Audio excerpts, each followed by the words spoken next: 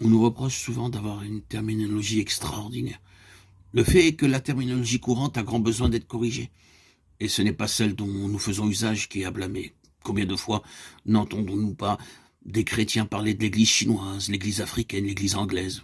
Il semblerait, à les entendre, qu'ils doivent se constituer une église d'Afrique, une église des Indes, une autre pour la Chine.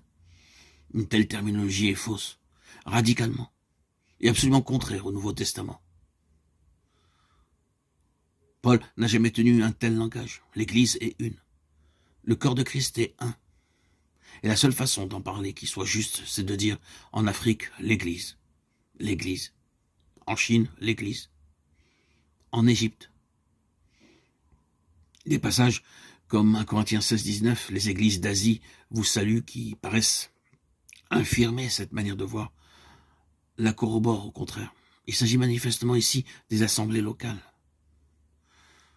De telles situations d'un continent à l'autre prouvent à quel point, dans ce temps-là, l'unité de l'organisme était sensible et sentie. Il y a une seule Église, un seul corps. Mais la manière de dire les choses n'a pourtant pas une telle importance, direz-vous peut-être. Pourquoi en faire tant de cas? Au contraire, derrière des expressions fausses, il y a des idées fausses. Quelle force pour l'Église si les principes néo-testamentaires avaient été observés? Quelle différence dans l'histoire des missions si chaque vrai messager était parti avec tout le corps de Christ derrière lui? Si le corps des saints avait pris sur lui de se tenir à la brèche avec eux partout où ils sont allés, quelle différence n'aurait-on pas pu constater dans les résultats? Il y a une grande valeur spirituelle dans ce principe-là. Aussi, est-ce là la vraie portée de l'imposition des mains? Quand ces hommes quittent Antioche, les frères leur disent « Nous allons avec vous. Ce ministère n'est pas le vôtre, mais le nôtre à tous. »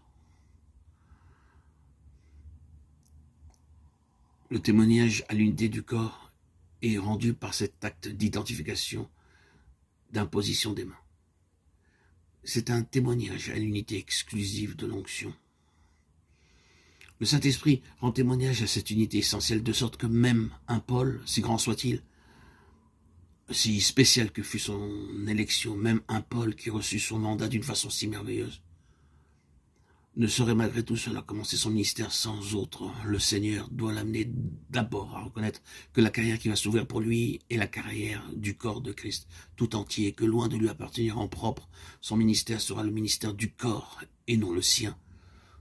Eux, donc, comme représentants du corps, posent leurs mains sur lui et lui disent en substance: nous signifions par là que si tu pars pour accomplir ton ministère, nous partons avec toi. Spirituellement et dans la prière, nous serons toujours avec toi pour l'accomplissement de cette mission. Ne vous imaginez jamais que vous êtes sorti de l'église pour entrer dans ce que vous appelez peut-être un ministère de carrière. Mettez-vous bien dans l'esprit au contraire que vous êtes parti avec l'église pour accomplir le ministère de l'église. Il y a une grande différence entre les deux conceptions. La vérité sur ce point doit être maintenue et affirmée.